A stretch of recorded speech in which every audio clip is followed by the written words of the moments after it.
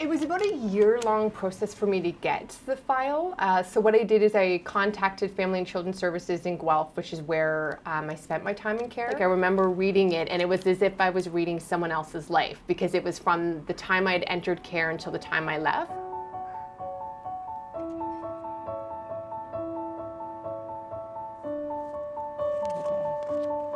Under our child welfare legislation in BC, we provide services to children from the ages of 0 to 19.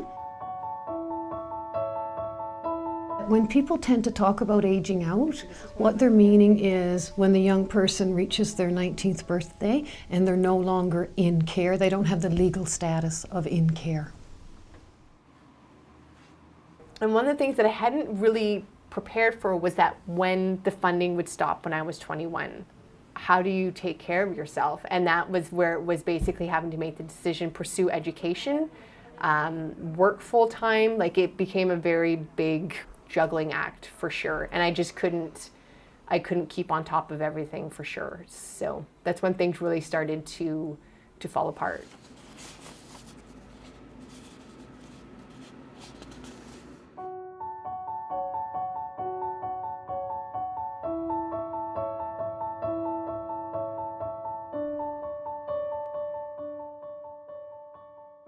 I see that there's so much potential in itself with the concept of moving forward with the idea of the file folder and what it really represents to an individual that's in foster care, and even about someone as they're aging out of foster care. You know, you spent your whole life being identified in a file folder, and then all of a sudden it's closed shut, and then you're kind of expected to figure out where you're going to go after that. Can I see it? 49% of kids that are aging out of the system within 6 months end up on income assistance. 49% in 2010, 2011 show that they're on income assistance versus finding a job or being in post-secondary education. I received a grant from another organization who helped. Thanks for writing that. It's not always that the challenges that the young people face are as a result of being in care. It's the situation of sometimes they have a physical or a developmental disability. Some of the challenges that young people experience when they're in care with the ministry is that they struggle with a sense of belonging and a sense of having continuity of relationships, because at times, because of some of their history and the struggles that they have, they tend not to they tend to struggle with the stability of the foster homes, and they experience a number of moves while they're in care.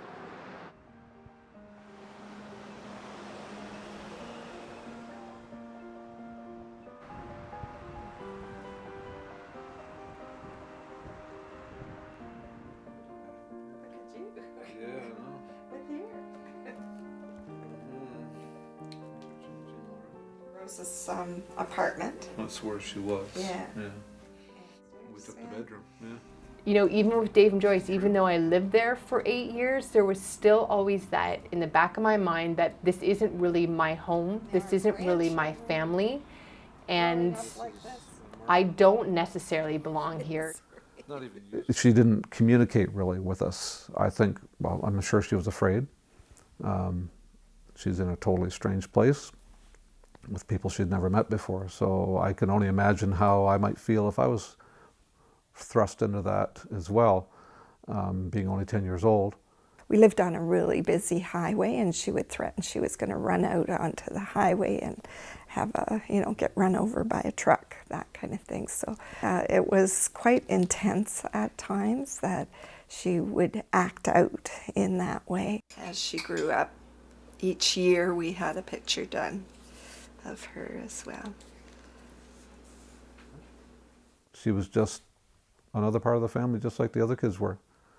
And I think hopefully that would have made her feel that, hey, they feel like I'm important, I'm somebody, I'm not just, someone who happens to be there and they don't care. We did care.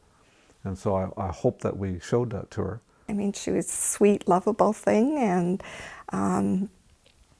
she was my daughter. It doesn't take too long when somebody lives with you that you do start to care for them and want to be there for them. And so eventually you fall in love with the little one. And so the pillow here was made by her, and she made a whole... You know, they just constantly tried, like no matter what, they just constantly tried to make me feel a part of their families. So, yeah.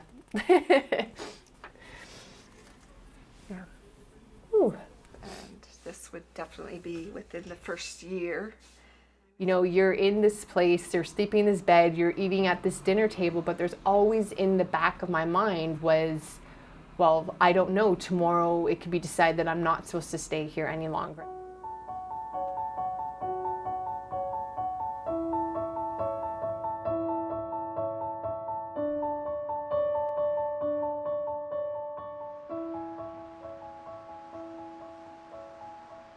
Most adults don't say to their children, here's your check, happy birthday, good luck. And I'm not saying that the ministry does that, but the ministry doesn't have a mandate really to support these young people beyond 19. I'm not aware of any tracking system that looks at 19-year-olds and their well-being once they've aged out of care.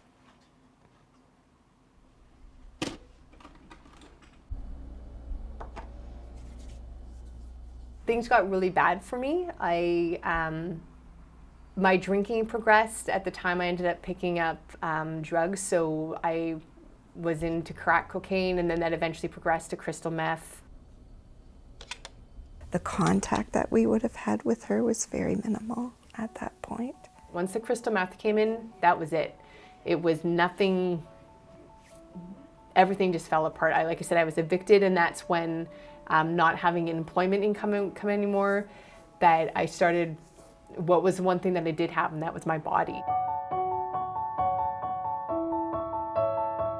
This picture represents to me what my unresolved trauma was doing to my life. Like it was killing me. I was disappearing from existence. Transitioning from youth to adult is a challenge for any young person, whether you're moving out of your biological home or whether you've been in care.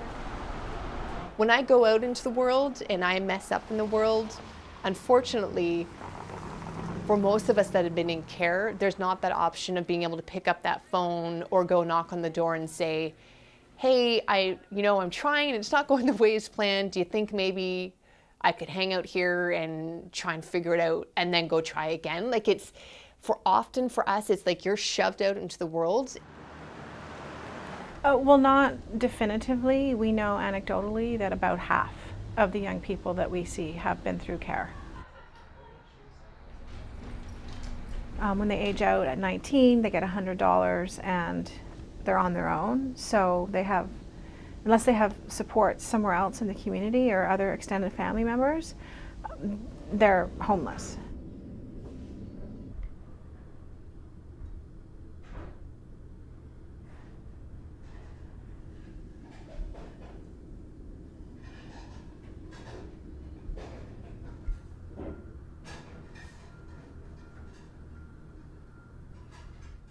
And I can say that anecdotally, I don't have any numbers for you, that there's a demand for the program, but there are limitations to funding throughout the province.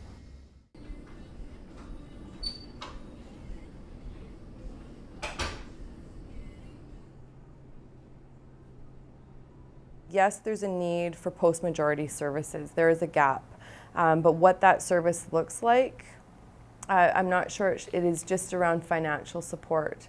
I think that sometimes it's just that having a designated person to connect to.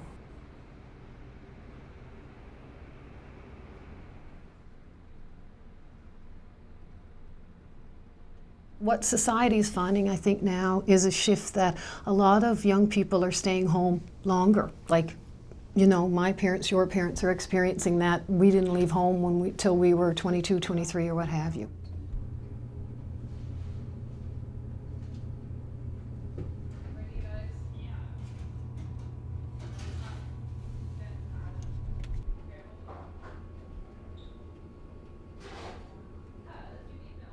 So the services that we provide to young people when they reach the age of 24, they're not in care at this point. They've aged out of care and we're continuing their services.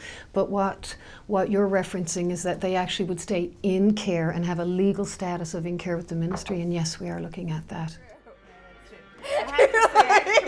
I've received kids more.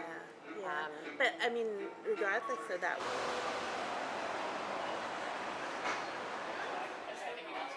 Because this lady right here. You know, maybe putting some of the submissions together like in a book or a magazine type. So I do pay attention, like when I post, I pay attention to that kind of stuff. And it was very abrupt. It was very, there was no closure in terms of a 3-year plan or even a 1-year plan. It was just my last payment, check came at the door, and that was it. And I had never spoken with a social worker since.